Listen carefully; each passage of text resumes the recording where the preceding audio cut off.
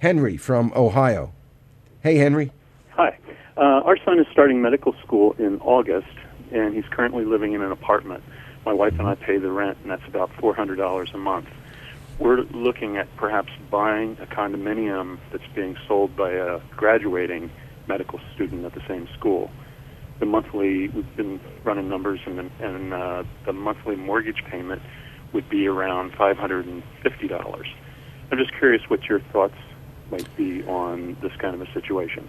Well, I think it's a good thing. I mean, I think it's a good situation, and it's something that you ought to consider. But I don't know what area you're talking about, and I don't know the demand. But I'm going to assume for a moment that it is, these are condominiums in and around a university setting, where in all likelihood there should be some appreciation, maybe not a great deal of appreciation, but some appreciation, but more importantly than the appreciation fact, that one would hope that there would be some demand for these condominiums. So I feel okay, because I would think, best case scenario, there is a buyer's market when your son graduates, and you can sell it relatively easy and get your money back. Or it's going to be, worst case scenario, a very good renter's market, and you can get rent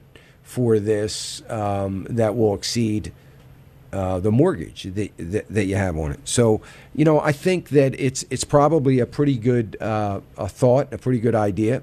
All I would ask you to do is to think about this.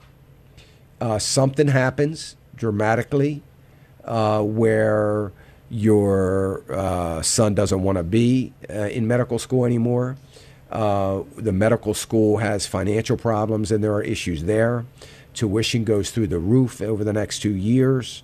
There could be a lot. The economy falters dramatically, which could maybe impede your ability to earn income and to pay.